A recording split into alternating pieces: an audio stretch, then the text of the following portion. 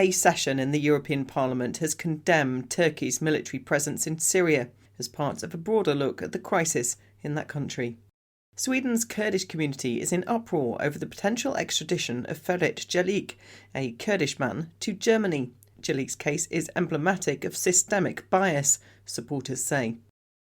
On the 9th anniversary of the Dolmabahçe pact, unfulfilled peace negotiations between Turkey and the PKK, Öztürk Doğan stresses the imperative of resuming peace talks with the Kurds. Globally renowned Indian activist Abha Baya has hailed the Kurdish women's struggle as an extraordinary effort for democracy and equality. Learn more with Media News. The European Parliament has discussed a comprehensive set of recommendations focusing on the ongoing conflict in Syria and its spillover effects on the whole region, and including the involvement of Turkey.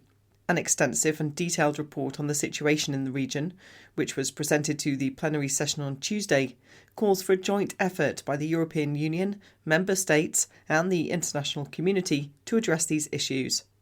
One of the key points of the document is the exploitation of Syria by foreign powers.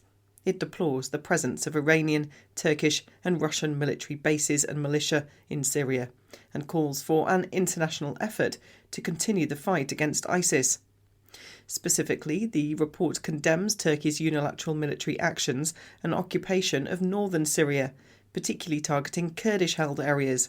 It calls these actions a violation of international law and urges Turkey to, quote, end its illegal occupation of northern Syria and withdraw its military and paramilitary proxy forces.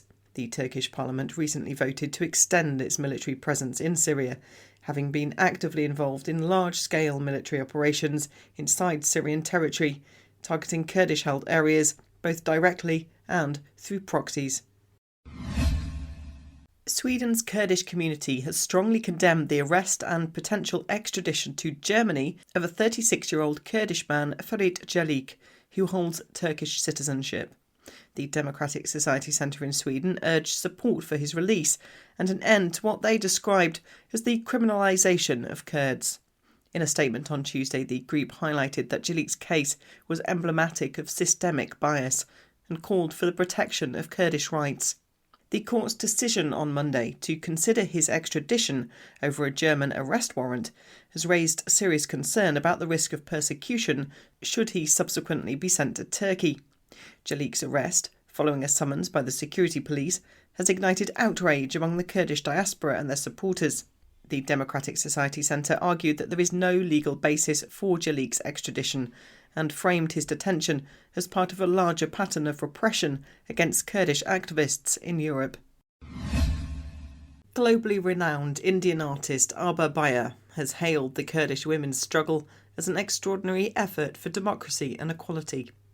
Bahaya's remarks, made in a recent interview, underline the importance of women-led grassroots movements in transforming paradigms of governance and challenging prevailing norms of violence and oppression. As I said, I think this is one of the extraordinary feminist struggle for democracy, for equality, for equality, really thinking absolutely in a new paradigm about how we can create a world that is different from the world today that exists.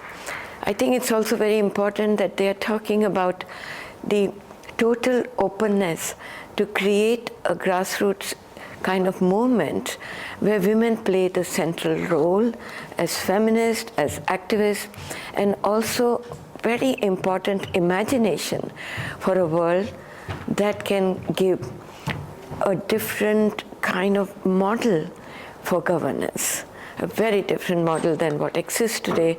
And once we move away from these mainstream civilization definitions, we need to create another world where we talk about people's right to live with dignity, with justice, and demand total solidarity among people who are struggling all over the world.